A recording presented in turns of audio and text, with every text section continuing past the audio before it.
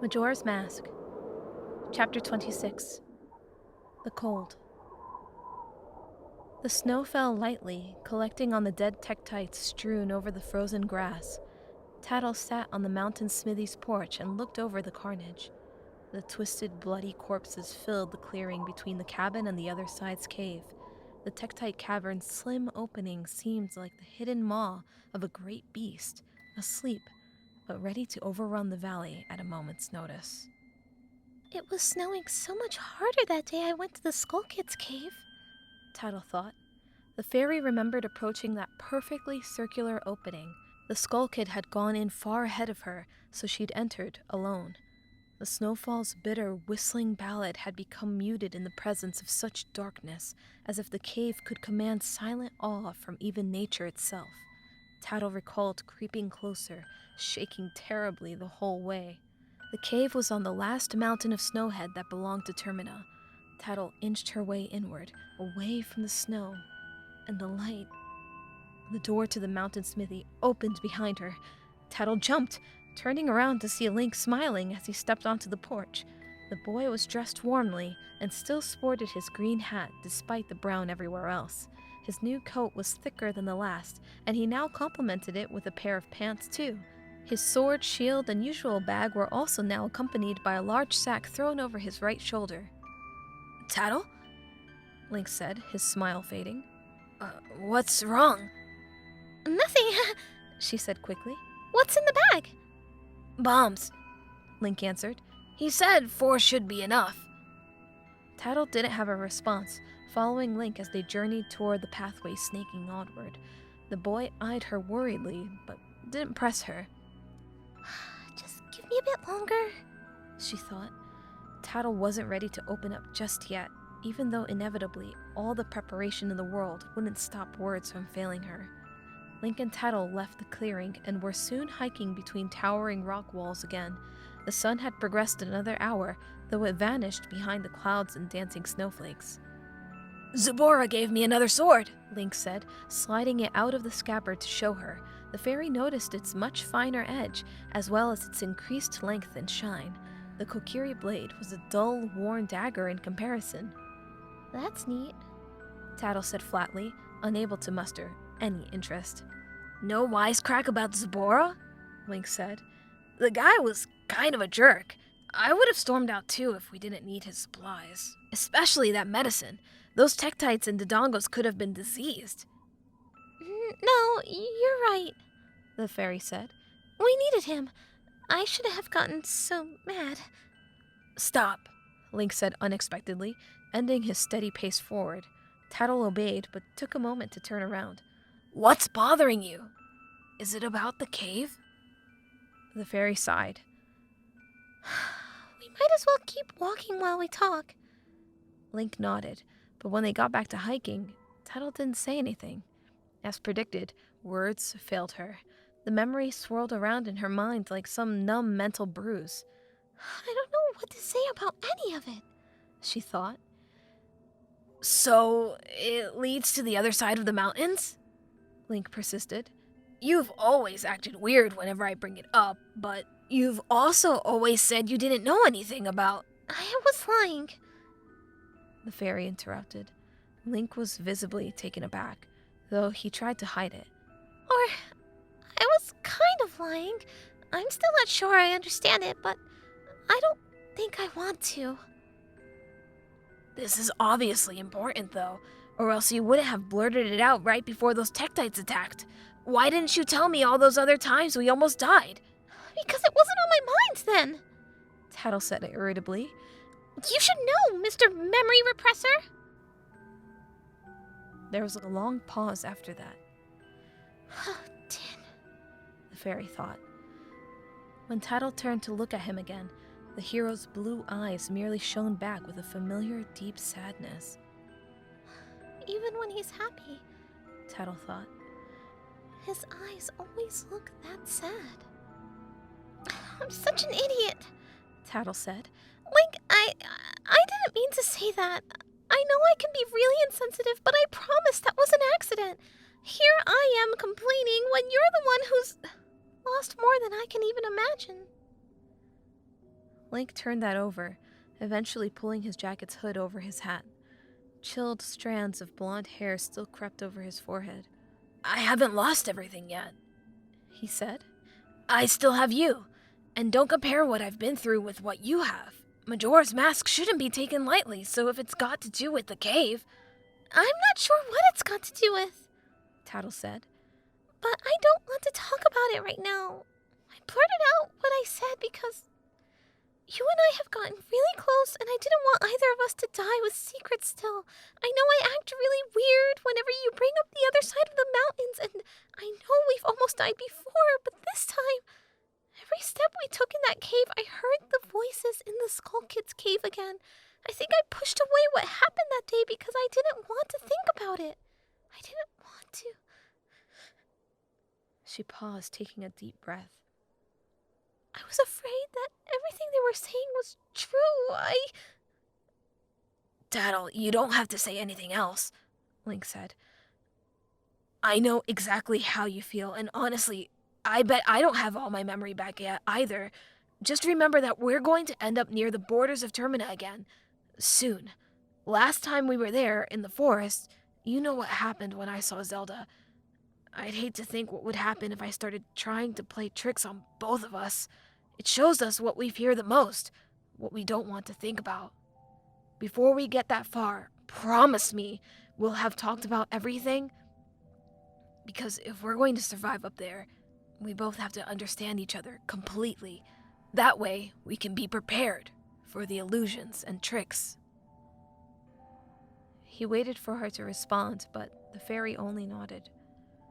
Link frowned. Just please don't leave me, and I don't mean physically. I need your sarcasm and your jokes. It's the only thing keeping me sane, so if you keep acting all sad like this, well, I'll probably join in soon. And that would make for an awful adventure. You and I somberly hiking across Termina without saying a word. Tattle smiled as he did too. Don't be ridiculous. My cynicism isn't going anywhere. Good. So, how about that wisecrack on Zabora?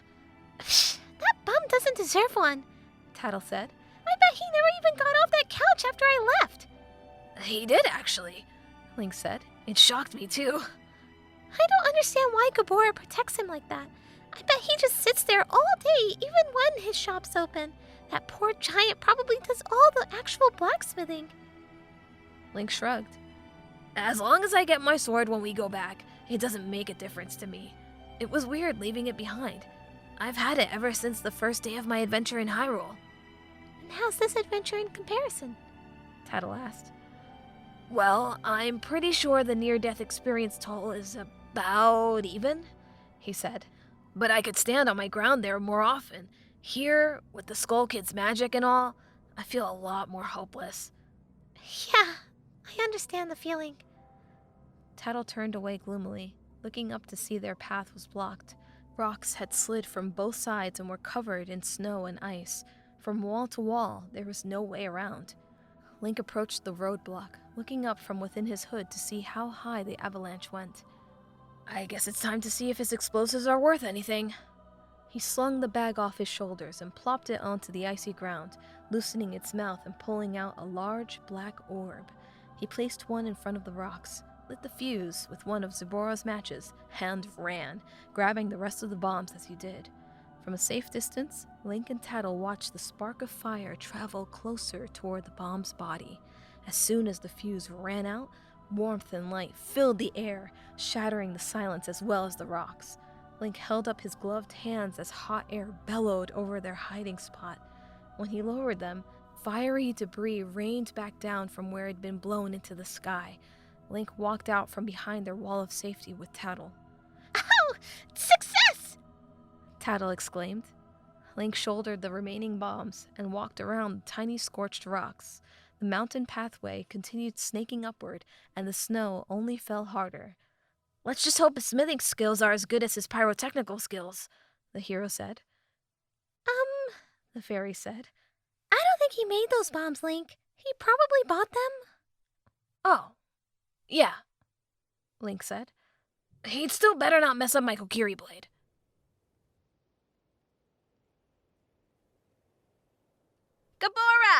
How's our new customer's fine new blade coming along? Zubora grinned from the couch. He put his hands behind his head and kicked his feet up on the desk again. It's good to know our months out of business haven't cost you your magic touch. Zubora turned toward the window, noticing the hearth's reflected light in its glass. He grimaced when he saw more snow falling. It barreled down fiercely, defying all convention for Snowhead's foothills. He turned back to the counter, watching Gabora behind it. The giant pounded at the bright red Kokiri sword with a smaller hammer.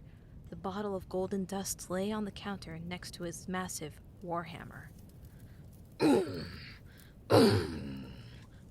Zubora shook his head, turning back to the snow as he lay back leisurely. Oh boy, if this nasty weather keeps up, we might not be able to keep the hoist going. The giant didn't respond, blacksmithing away in front of the oven. The small man's eyes grew heavier with each blank. It had been several hours since the boy and Fairy left. Why did the two of them hike up here so unprepared? Zubora thought. They both had looked like forest children, and he didn't think they'd last much longer if the snow got worse. Zubora's mind then turned to the moon. And the carnival of time. He remembered running through the streets as a child on the carnival's eve, looking up to the sky with wide, gleeful eyes. The clock tower would rise skyward while fireworks boomed around it. He remembered running around the top, his childhood friends by his side as all of Termina came into view. But when he recalled another hand, clasped firmly in his own, the memory changed. His brow furrowed in confusion, closed eyes guiding him into sleep. Is there something else up here? He thought. Something other than Termina? That hand's warmth and comfort was sharp, tearing away the image of Clocktown. Suddenly, he was on top of another tower, but it seemed more familiar than Termina ever had. The hand in his own shattered any recollection of the Carnival of Time, as if it were an illusion, as if it had actually taken place somewhere else. The fingers wrapped around his own seemed so much more realistic than the fireworks booms and the crowd's cheers. The door to the mountain smithy burst open. Zubora snapped awake from his nap, and Gabora looked up from his work.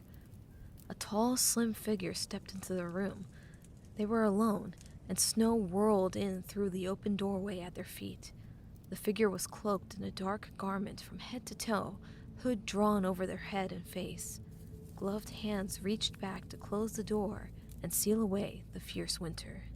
Zubora and Gabora watched in silence as the figure kept its head down, facing toward the counter.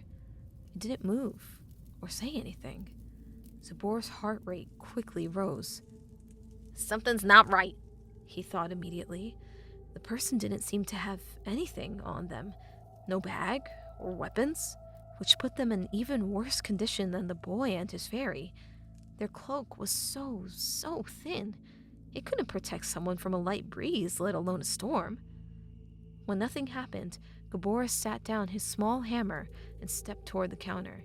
His hand wrapped around the handle of his weapon of choice, though he refrained from lifting it yet.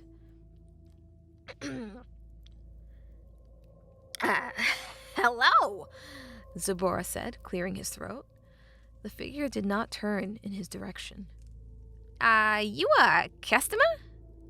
Did a blonde boy and fairy pass through here?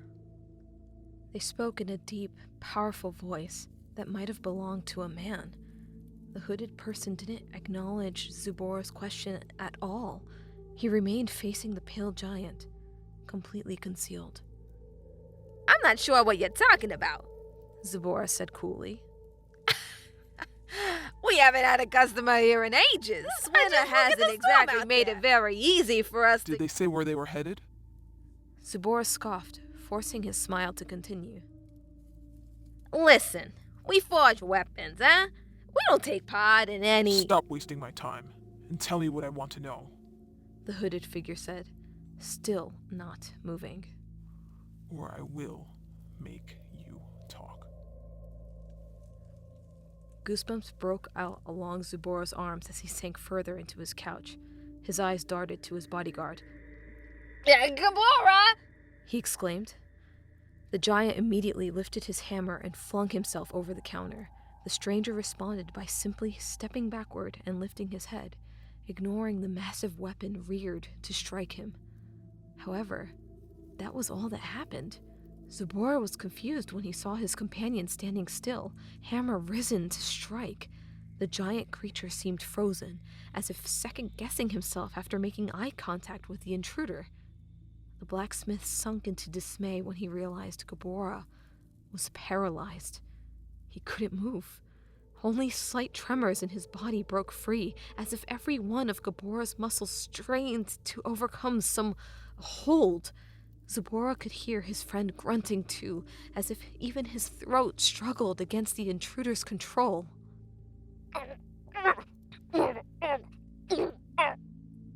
The cloaked man continued staring into Zborah's horrified face, who helplessly looked into the depths of the hood. Eventually, the giant collapsed. With a mighty thump, he hit the floor, and the hammer rolled from his limp hands. Then the dark figure turned to face Zborah, head down as he approached the desk. The blacksmith brought his legs into his chest, cowering into the couch away from the attacker. What are you? He asked, unable to see the face hidden in shadow. It did not respond, stopping as soon as it reached the desk separating them. Zborah hyperventilated in terror as he waited. Then the mysterious figure lifted his head, and Zborah's eyes widened. The blood in his veins immediately froze. His muscles seized as if pulled taut by puppet strings, unable to obey his command. His pupils dilated madly while peering into the depths of the creature's eyes.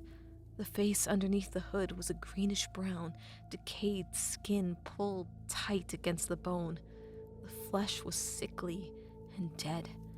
Its face must have been rotting for years. The monster's mouth was slightly agape, its jaw was crooked, and the inside of its mouth was a dark void. Its eyes were entirely missing, but Zborah was still drawn into the skull's deep, dark pits. The creature did not remove the hood, staring at the frozen blacksmith with an expression that never wavered. Zborah's mind raced with stories from his youth that he'd never quite believed, of undead creatures, re-deads. Did the boy and his fairy pass through here? It asked, though its lips never moved. Zborah hardly noticed the creature permit him to regain control of his throat. He stammered. His eyes were unable to tear themselves away, no matter how hard he tried, and his legs and arms were just as stuck. Why do you want to... No. Suddenly, an invisible force thrust Zborah's left arm sideways, violently snapping it out of place. Zborah screamed in agony as his arm remained twisted and broken. Tears welled in his eyes, but still, he couldn't look away.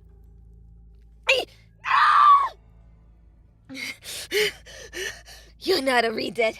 They just petrify. You moved my arm! Zborah, to his dismay, heard a small laugh from within its petrified face. I've taken their natural ability and advanced it. If you answer my questions, you won't have to find out how far. Zborah's back then straightened itself without his control. His legs came down next, feet touching the floor as his snapped arm remained bent askew. He tried so hard to fight it, to pull back, to get back to the couch where safety and warmth could protect him. He scrambled for words as his remaining limbs twitched threateningly. They were here, and I'm fixing their sword for them because they went into that cave and brought back... Where did they go? The hooded figure exclaimed. Zborah's broken arm twisted even further. He shrieked, his screams bouncing off the walls of the cabin. I told you! I don't know!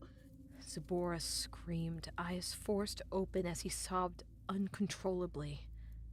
They said they had some business further north, in Snowhead. They acted like they were in a hurry! The hooded figure listened intently, not breaking eye contact and maintaining its grip on the blacksmith. I was doing business with them. I promise. I don't have any idea what's going on here. Then the hooded figure turned away.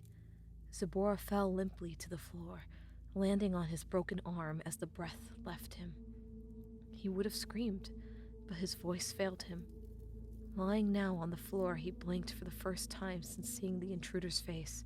He watched as the creature walked across the room, stepped over Gabora, and left the mountain smithy, closing the door before too much snow had whistled its way inside. All was silent again, save for Zabora's quiet sobs.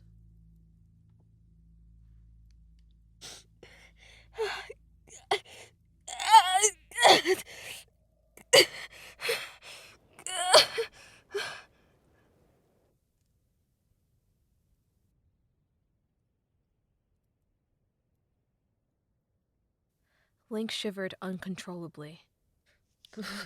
It's so cold, He thought. so cold. He trembled as he loosened the bag holding his remaining 2 bombs. Even Tattle's light was dim in the fierce snow pouring from the dark sky.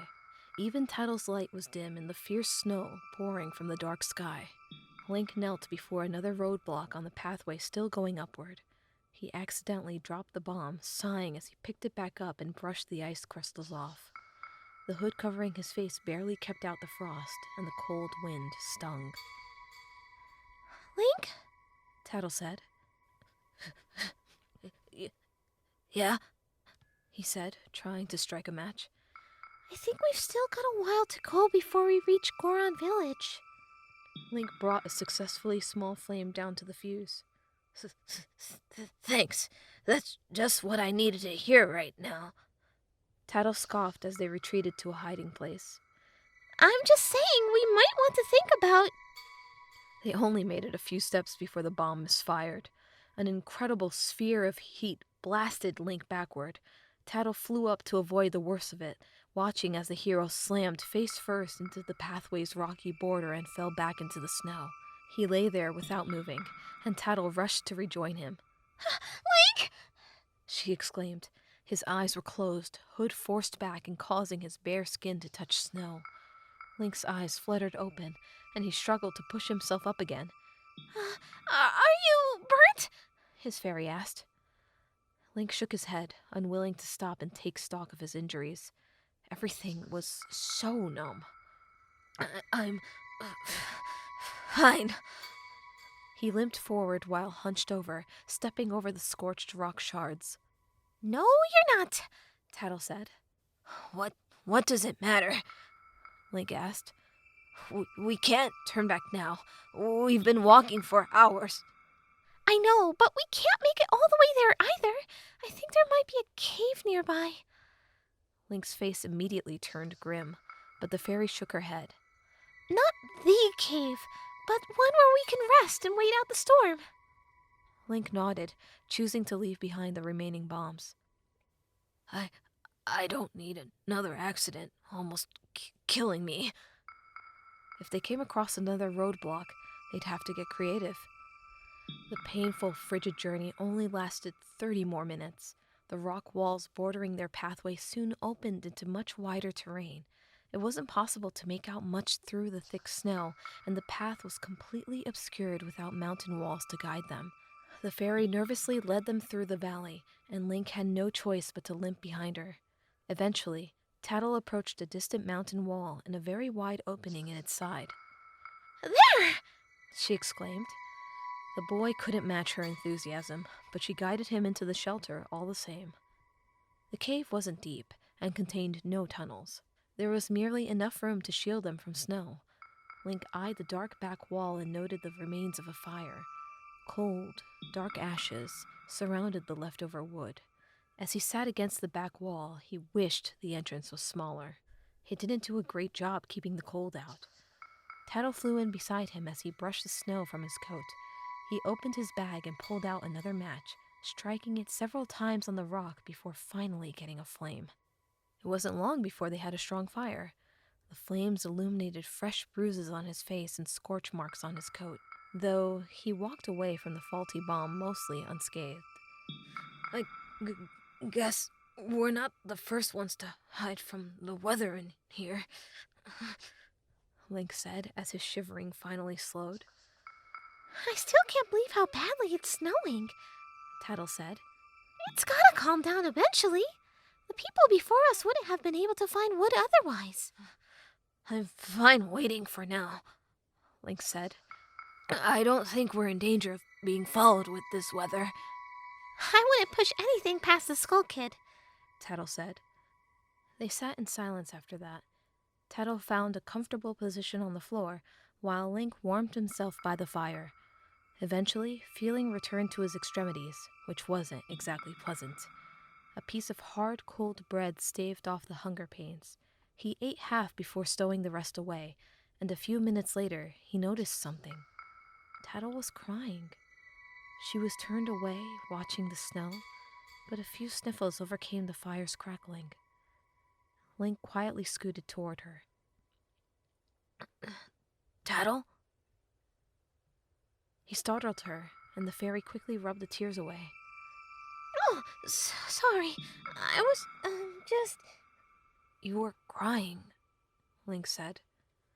Tattle paused, still looking into the snow as she searched for a response. I'm so scared, Link. Then she flew to his shoulder. Link was shocked as she wrapped her small arms around it and rested her head there.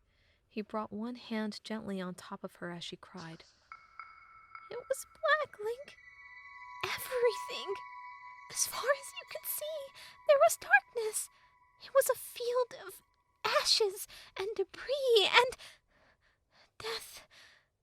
And the voices said that's all Termina is, and all I am too. They told me I was just a shadow and that everything here was nothing. A lie. A realm of shadows. Tattle. I tried to tell myself they were lying, but I don't think they were.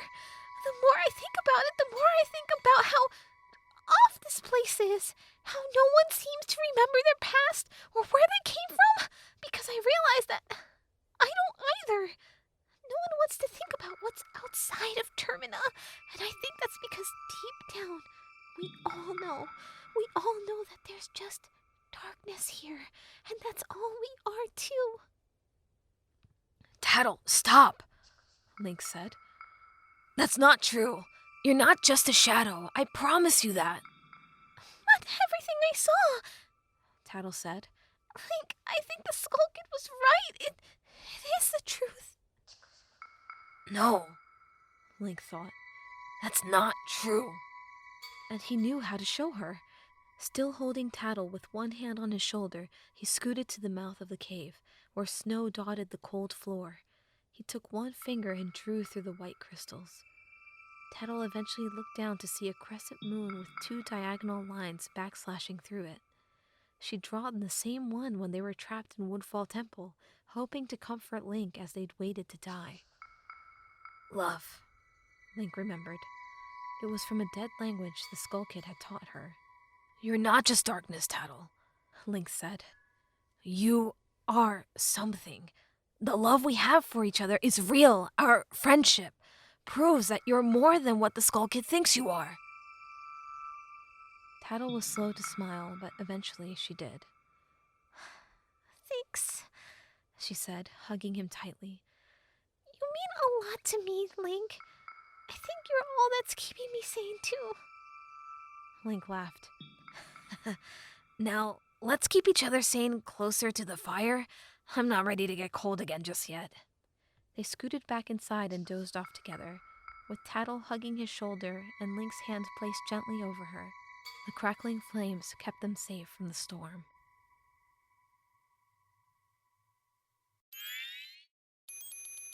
Skull Kid! The purple fairy stopped, spinning aimlessly in the heavy storm. He could hardly see a few feet in any direction. The heavy curtain of snowfall blinded him. Huh? Skull Kid! For the first time, a shiver cut through Tail's ball of light. Oh no, he thought. Not even a fairy could last forever in this weather. And there's no shelter anywhere. He'd passed through Goron village hours ago, knowing the Skull Kid would be much further north. Tail continued onward, pressing through the blizzard in what he'd hoped was the correct direction. When mountainous walls came into view, he sighed with relief. He flew along the steep rocky slope, eventually finding a break in them.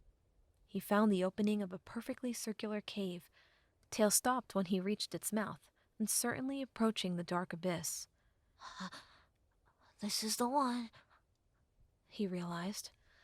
When a shiver ran through him again, he overcame it and traveled inside. He spotted a fire near the entrance. Skull Kid! Tail exclaimed. There was no response, but he followed the tunnel's dark turns anyways. The whistling storm and light of day faded with each flutter of his wings.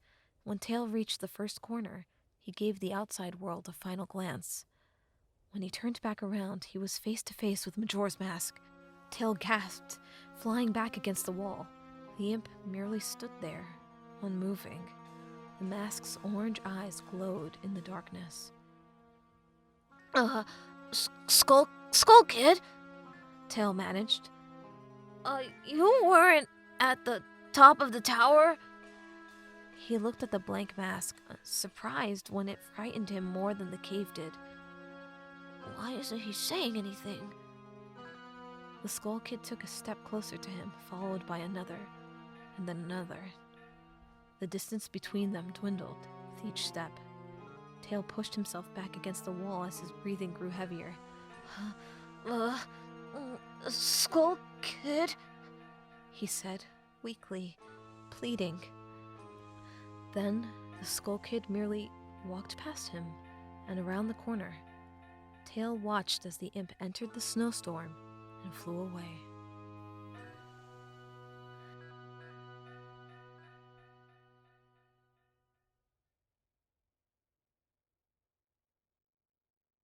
The sky was dull. It seemed just as devoid of emotion as he was. Link stared at the tombstone blankly. The tears were long gone, but he still knelt before the engraved slab of granite. High walls surrounded the graveyard and the castle courtyard. Despite the open sky, the wind did not stir, and the sun did not shine. All seemed still, as if in mourning with him. Link gently traced the Z in her name with one finger, as if he were writing her name again. You'll come back, won't you? He remembered facing away from her on Epona, ready to finally leave the land of Hyrule. When she'd called his name, he turned around to hear that final question. I promise, Link whispered to himself then, finger still on the first letter of her name. He brought his head down to stare at the grave's grassy base.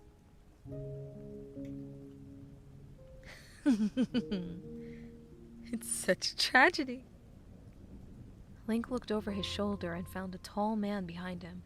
He was dressed in elegant purple robes, and he hadn't made a sound approaching him. Why is he here? Link thought. He turned away from the red-headed man without a word, still knelt on the ground. The masked salesman didn't take the hint. It was so sudden and unexpected. He remained standing a few rows of graves behind him. And to be torn apart from her when you were both so young. You have no idea how truly sorry I am. What do you want? Link asked bluntly, not turning from the grave. He'd been to the salesman's shop on more than one occasion and had started seeing him around the castle. I don't want anything, the tall man said, taking a step closer. But to let you know how awful I feel. I wish there was something we could do. She's dead, Link said, his voice shaking. There's no coming back from that. And where is it that she's not coming back from? Link opened his mouth as if expecting some retort to come, but none did. He finally turned around to face the masked salesman. Does it matter? He asked. I would think so, the salesman replied. Don't you hope to see her again one day? Link balked. I don't think that's any of your concern. The masked salesman smiled before he continued. I'm just trying to help. Well, I don't need your help, Link said, leaving the courtyard without throwing him another glance. The salesman watched as he disappeared into the castle hallways.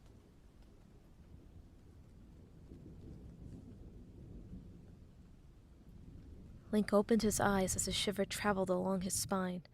The dream of the Hylian graveyard was quick to vanish.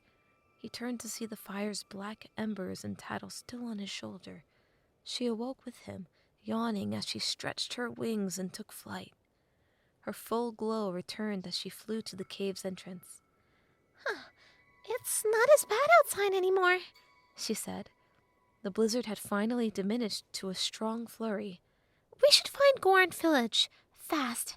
I bet we have a few hours still before the sun sets. The sky was still dark and gray, but without the heavy snow it was much easier to see. though it'll be pitch black by sundown, Link thought. All right, Link said, getting to his feet and stretching too. He winced when his right leg hurt, but he ignored that. Resting any longer was simply not an option. He put his bag back over his shoulders and secured his scabbard and shield. Can you walk a bit longer? Tattle asked. Yeah, I should be fine, he said, as long as the weather doesn't get bad again. The fairy retained her look of skepticism, though Link brushed it off. Are you gonna be all right? Yes, Tattle said, sounding much more self-assured. I think what you said really helped me. Link smiled, leading the way out of the cave and into the snow. I'm glad. I don't think I'm afraid anymore, Tattle said, as Link pulled up his hood. As long as we have each other, we don't have to be, Link said. He looked to the road ahead, which was still hard to decipher through the blanket of snow. Their cave's mountain wall would serve as a guide for now. Hardly a minute passed before the snowfall got worse again.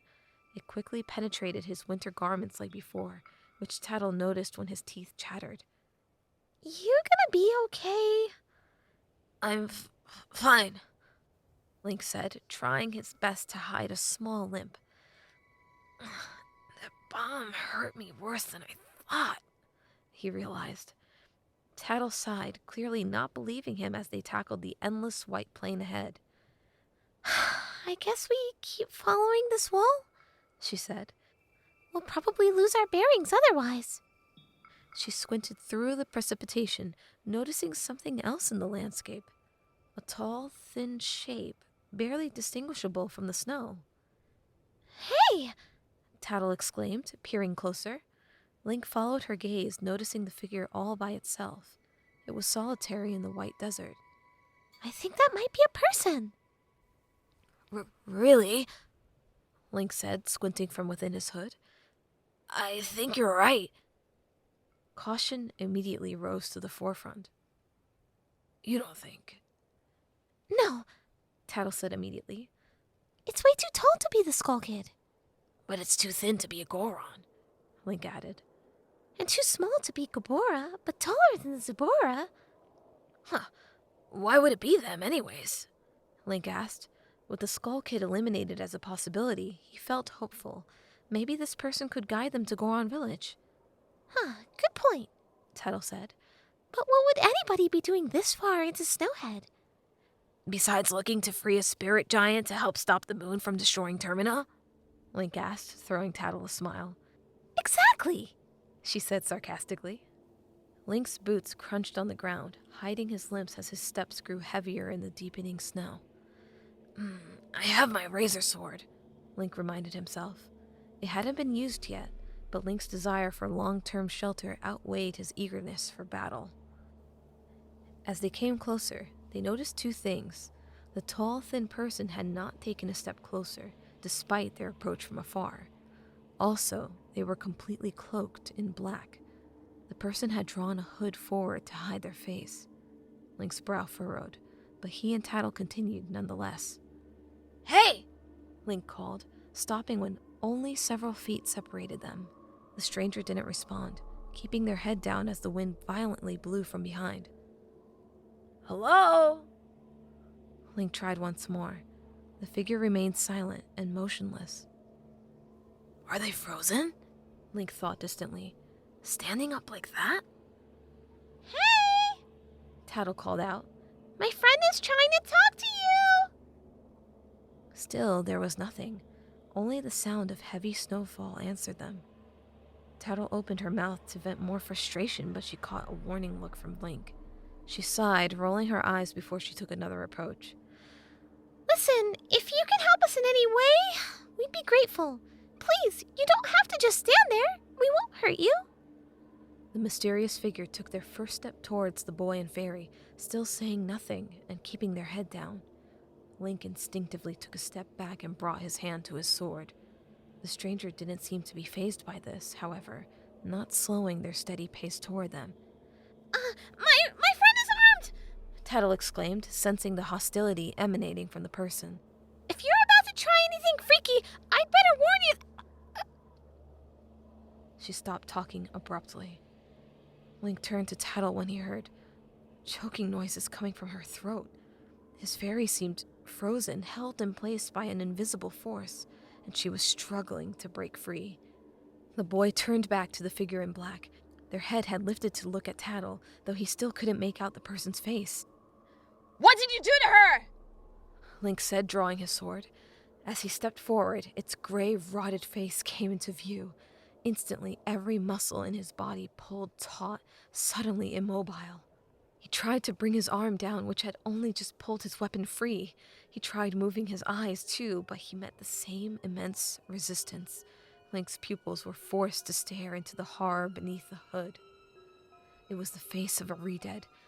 Link tried to shout, but his jaw was locked as well.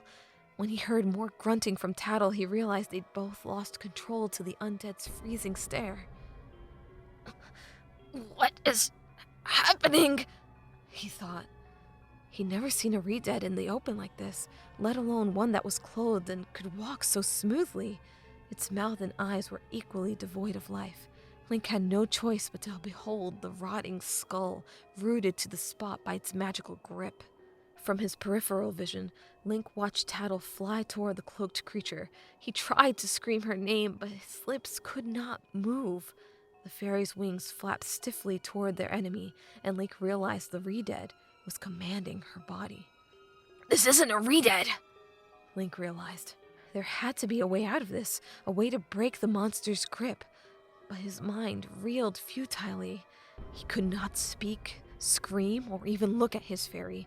He could only watch as the creature manipulated their every movement like a puppeteer. Tears welled in Tattle's eyes as she completed the journey to the stranger. The being never looked away from them as it reached into its cloak with a gloved hand and pulled out a bottle. The monster removed the cork as Tattle helplessly flew into the container and then resealed it to trap her. Link! Tattle screamed. She regained control of her body as soon as she left the being's line of sight. She slammed into the glass and shouted, though her voice was muffled. The hooded figure continued staring at Link, who could only tremble in place. Its gaze deepened somehow, and Link's eyes widened as his muscles tightened more. Pain became a sharp needle in every muscle of his body as he stared into the hood. For a moment, he thought he saw a pair of eyes in those deep pits, as if they were hidden beneath the surface of the re-dead's face. Link's head exploded with pain, and he fell when the cloaked figure turned away. His vision blurred and his ears rang, hardly noticing as the sword left his fingers. He gritted his teeth as his limbs throbbed weakly and uselessly. Link looked up and saw the attacker walk away, bottle in its hand. His head swam and bright lights danced across his vision. He could barely make out the screaming fairy trying so hard to escape. Tattle! Link said, only able to muster a whisper. When he tried standing, he fell back into the snow. Tattle! He failed again, and then he couldn't move his arms and legs at all. The cloaked figure disappeared into the growing blizzard. Tattle! Link cried as he lay in the snow without strength. No! Come back! Tattle! You have to come back! I promised I wouldn't lose you! You're all I have left. No one heard his whimpers. The only answer he got was the whistling wind, which pummeled him with snow as he lay there. Soon the pain in his arms and legs was numb. He didn't feel like he had a body anymore, lying there. Tattle's gone. It's my fault. I should have been more careful. The last of his willpower spiraled into blackness as a large figure approached him through the snow. No. Link mouthed as the silhouette bent over him. She's gone. There's no coming back from that.